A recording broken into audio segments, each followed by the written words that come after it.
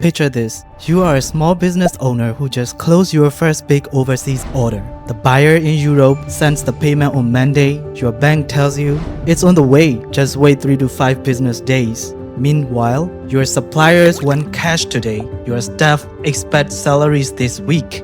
By Friday, the money still hasn't arrived. The buyer is annoyed, you're panicking, and the only answer you get is, sorry, it's stuck somewhere in the system.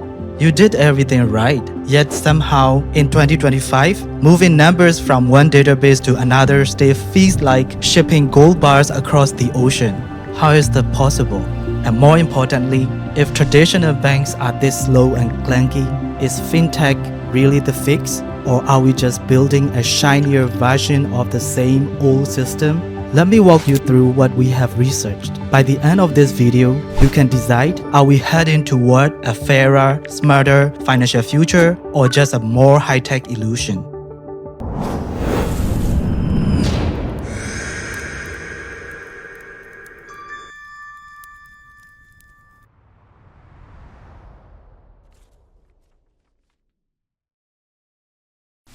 To understand why money still moves like it's stuck in the 1950s, we need to see why banks were designed the way they are in the first place. Picture Europe or Asia 100 years ago. No internet, no credit card, no instant notifications. If you wanted to keep your money safe, you needed 3 things. A vault that nobody could break into, clerks who wouldn't steal from you, and most importantly, a reputation you could trust. So, banks became physical fortresses, marble columns, steel doors, paper ledgers, and armies of people checking every transaction by hand.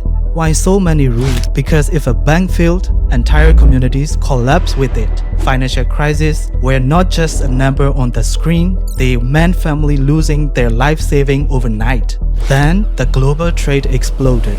Companies started importing raw materials, exporting finished goods, and paying workers in multiple countries. To keep up, banks built a gigantic behind-the-scenes machine. International messaging networks like SWIFT to send payment instructions, central banks to move funds between countries, layers of compliance to stop fraud, money laundering, and sanctions violations. Every step added friction. More checks, more approvals, more. This might take 3 to 5 business days. You just see a simple transfer button from the outside. On the inside, your money is passing through a maze of policies, legacy software, and human approvals built up over decades. This fortress design made sense in a world where the biggest threats were robbers with guns and governments with capital controls. But what happens when the world suddenly expects money to move at the speed of a text message, while the old fortress is still running on 1970s plumbing? That's where frustrations and opportunities start to collide. So, who were the first people to look at this fortress and say, okay, what if we don't tear it down but slowly route around it?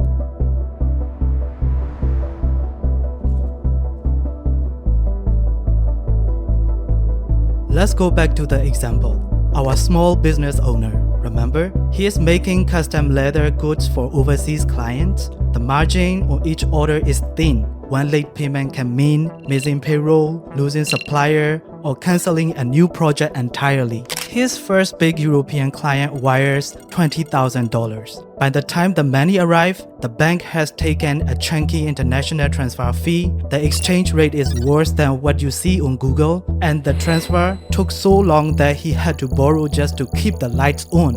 On paper, the business is growing. In reality, cash flow is killing him slowly. If you're watching this and you are a freelancer, a migrant worker, or a small business owner, you have probably felt a version of this pain. You did the work, you earned the money, but the system acts like you are the risk. So, people started asking very simple question. Why can I send a high-resolution video across the world instantly, but not $200 to my family? Why do banks close at 4 p.m. when my life doesn't? Why do I still have to fill out paper forms to move my own money? Every time, the traditional system said that's just how it works. Someone out there heard this is a business opportunity. That frustration is what gave birth to FinTech. But who actually picked the first fight with the fortress?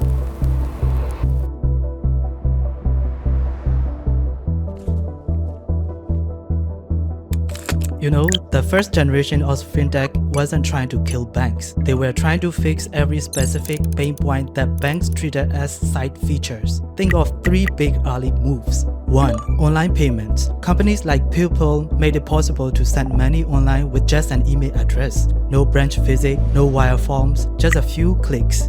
2. Cheap stock trading. Online brokers/trading fees from hundreds of dollars per trade to almost zero.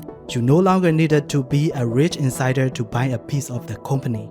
3. Digital wallets and remittance. In parts of Africa, services like M-Pesa turned simple mobile phones into bank accounts. In Europe and Asia, new players began offering cheaper cross-border transfer than traditional banks.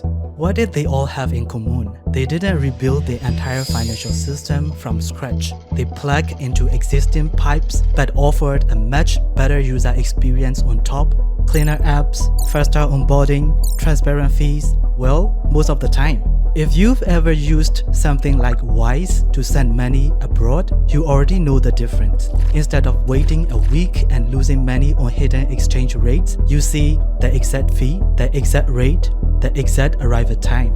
The old fortress didn't disappear, it just got new front doors. But once users got a taste of this convenience, their expectations changed forever. If I can open a FinTech app and move money in seconds, why does my bank still want me to book an appointment to change my address? That gap between expectation and reality is where the second, much bigger FinTech wave began. So what happened when money stops being a place you go and becomes something that follows you everywhere?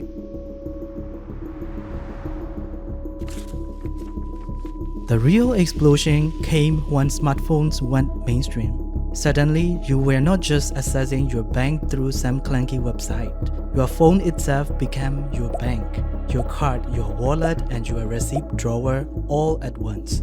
Different regions innovated in different ways. In China, super apps like Alipay and WeChat Pay make QR payments so easy that the street vendors and luxury malls all use the same system. Cash became an inconvenience. In the West, companies like Square turned smartphones into card readers, letting barbers, food trucks, and tiny cafes accept cards without old-school terminals. Buy now, pay later companies step in where traditional credit systems ignore younger or thinner credit consumers, slicing purchases into small installments right at checkout. Behind the scenes, FinTechs did something very simple but very powerful.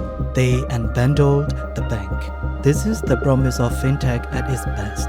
Take something that used to require power and connections and put it into an app that anyone with a smartphone can use. But here's the uncomfortable question.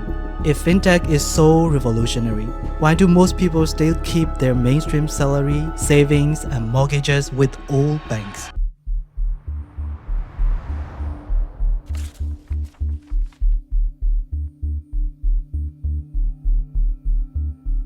FinTech didn't kill the banks. It just exposed their weaknesses. People still trust banks for one reason: safety. Central banks, deposit insurance, and regulations make banks hard to fully replace. FinTech still rely on those same banks behind the curtain.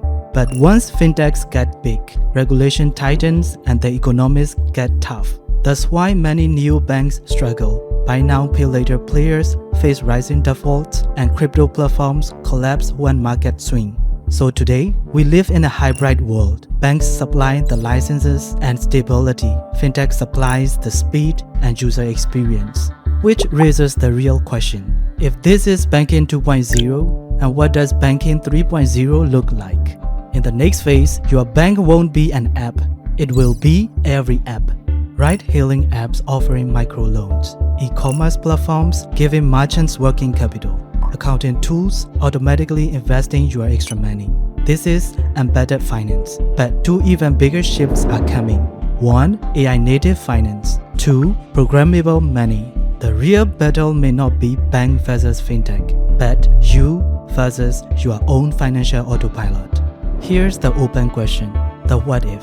The one we just talked about was all about convenience, faster payments, cleaner apps, less paperwork, but all of that assumes one thing: you already have a bank account. What about the other 1.4 billion adults on Earth who don't? People who can't even assess the system that we are trying so hard to fix. They are not frustrated by slow transfers. They are frustrated by being excluded entirely.